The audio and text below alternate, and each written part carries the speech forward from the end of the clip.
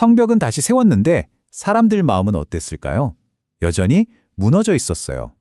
오늘 우리가 함께 볼 느헤미야 8장은요, 바로 이 하나님의 말씀이 어떻게 한 공동체를 뿌리부터 뒤흔들고 새롭게 하는지 그 놀라운 재건의 현장을 생생하게 보여줍니다.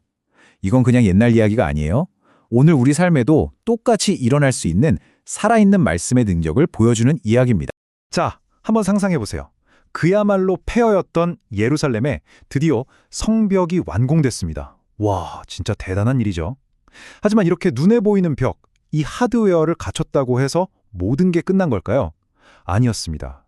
진짜 중요한 재건, 바로 사람들의 마음을 다시 세우는 일은 이제 막 시작되려고 하고 있었어요. 성벽 공사가 끝난 지 얼마 안 된 7월 1일이었어요.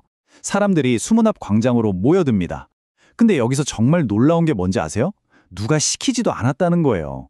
그 힘든 노동 끝에 이제 좀 쉴 법도 한데 다들 자발적으로 한자리에 모인 겁니다. 왜 그랬을까요? 아마 모두가 느꼈던 거겠죠. 이제 돌로 된 격이 아니라 무너진 우리 마음을 다시 세워야 할 때라는 걸요. 바로 이겁니다. 이게 핵심이에요. 사람이 그냥 많이 모인다고 혹은 멋진 시스템을 갖춘다고 건강한 공동체가 되는 건 아니잖아요. 그 공동체의 중심을 딱 잡아주고 그 정체성을 만들어주는 것. 그게 바로 하나님의 말씀이었습니다. 그들은 바로 그 중심을 다시 세우고 싶었던 거예요. 그럼 이 놀라운 영적 부흥은 어디서부터 시작됐을까요? 어떤 대단한 지도자의 카리스마? 아니요. 어떤 명령, 그것도 아니었습니다. 바로 평범한 백성들, 그들 마음 깊은 곳에 있던 갈증에서부터 시작됐습니다. 하나님께서 한 사람, 또 한 공동체를 회복시키실 때 가장 먼저 하시는 일이 뭔지 아세요? 바로 이렇게 말씀에 대한 마르지 않는 갈망을 심어주시는 거예요. 이 장면 정말 인상적이지 않나요? 억지로 참여하는 집회가 아니라 제발 우리에게 말씀을 좀 들려주세요 라고 간절하게 요청하고 있잖아요. 모든 위대한 변화는 바로 이 지점에서 시작됩니다. 진짜 부흥은 언제나 강요가 아니라 이렇게 자발적인 갈망에서부터 타오르는 법이죠. 그럼 이 사람들은 얼마나 오랫동안 말씀을 들었을까요? 자그마치 6시간입니다. 새벽부터 정오까지 꼼짝도 않고 서서 하나님의 말씀을 들었던 거예요. 와, 요즘 우리 10분짜리 영상도 길다고 막 넘겨보는데 정말 상상하기 힘든 집중력이죠. 하지만 그들은 지치지 않았어요. 육체의 피곤함을 이겨버리는 영적인 갈급함이 있었기 때문입니다. 이 집회는 모두를 위한 자리였어요. 남자, 여자, 아이, 할 것 없이 알아들을 수 있는 모든 사람이 다 함께했죠. 에스라가 율법책을 펴니까 모두가 약속이 난 듯이 자리에서 일어섰고요. 말씀이 선포될 때마다 아멘, 아멘 하고 화답하면서 경배했습니다. 말씀이 그냥 좋은 글귀가 아니라 살아계신 하나님을 만나는 통로라는 걸 온몸으로 보여준 거죠. 그런데 말씀이 선포되자 광장 곳곳에서 흐느낌이 터져나오기 시작합니다. 특별히 감동적인 예화를 든 것도 아니었어요. 그냥 율법의 말씀이 낭독될 뿐인데 사람들이 울기 시작한 겁니다. 도대체 이 눈물은 무엇을 의미했을까요? 여기서 레위 사람들의 역할이 정말 중요합니다. 이분들이 그냥 율법책을 읽어주기만 한 게 아니에요. 그 뜻을 하나하나 풀어서 모든 백성이 깨닫도록 도왔습니다. 말씀이 그냥 귀를 스쳐 지나가는 소리가 아니라 아, 이게 바로 내 삶에 대한 이야기구나 하고 알게 된 거죠.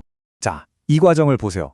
먼저 말씀을 듣고 그 의미를 해석을 통해 이해하게 됩니다. 그리고 그 말씀이 아, 이게 바로 내 이야기구나 하고 깨달아지는 순간 마음에서부터 반응이 터져 나오는 거예요. 이 사람들의 눈물은 그냥 감정적인 반응이 아니라 깊은 깨달음에서 온 진짜 회개였던 거죠. 왜 울었을까요? 바로 말씀이라는 거울 앞에 자신의 영혼을 비춰보았기 때문입니다.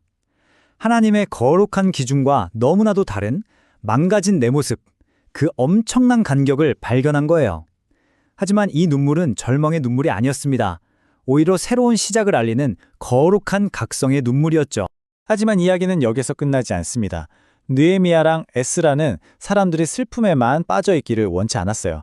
하나님의 말씀은 우리를 넘어뜨리는 게 목적이 아니거든요. 다시 일으켜 세우는데 그 진짜 목적이 있으니까요. 자, 이제 이야기는 회개에서 회복으로, 눈물에서 기쁨으로 넘어갑니다. 이 그림처럼 말씀에는 이 놀라운 양면성이 있습니다. 먼저는 우리 죄를 비추면서 아픈 눈물을 흘리게 하죠. 하지만 바로 그 자리에서 용서받았다는 확신과 새로운 삶을 살아갈 힘, 즉 진짜 기쁨을 선물합니다. 맞아요. 눈물은 과정일 뿐이고 기쁨이 바로 하나님의 최종 목적지인 셈이죠. 그리고 느헤미야가 이렇게 선포합니다. 여호와로 인하여 기뻐하는 것이 너희의 힘이다. 상황이나 내 감정에서 오는 그런 기쁨 말고요. 하나님 한 분 때문에 기뻐하는 것. 바로 그 기쁨이 우리를 강하게 만든다는 선언. 이게 바로 오늘 이야기의 가장 중요한 메시지입니다. 성경은 이 사람들이 왜 기뻐했는지 그 이유를 아주 분명하게 말해줘요. 바로 말씀을 밝히 알았기 때문이라고요. 막연하게 기분이 좋아진 게 아니었어요.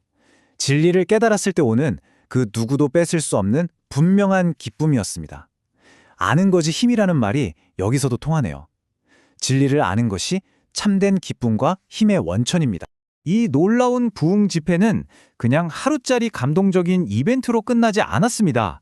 진짜 변화는 언제나 감동이 식은 그 자리에서 시작되잖아요.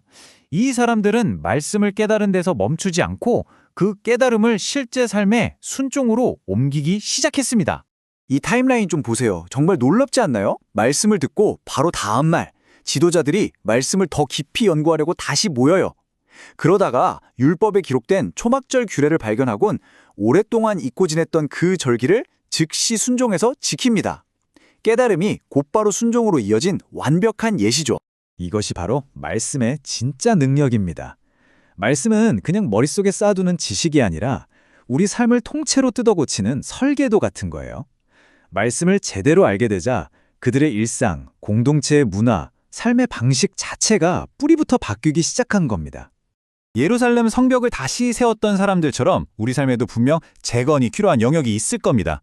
오늘 이 이야기를 통해서 우리 자신에게 한번 질문을 던져보면 어떨까요? 지금 무너져 있는 내 삶의 그 영역을 다시 세우기 위해 하나님은 오늘 나에게 어떤 말씀을 들려주고 싶어 하실까요? 그 말씀에 귀 기울일 때 우리의 진짜 재건이 시작될 것입니다.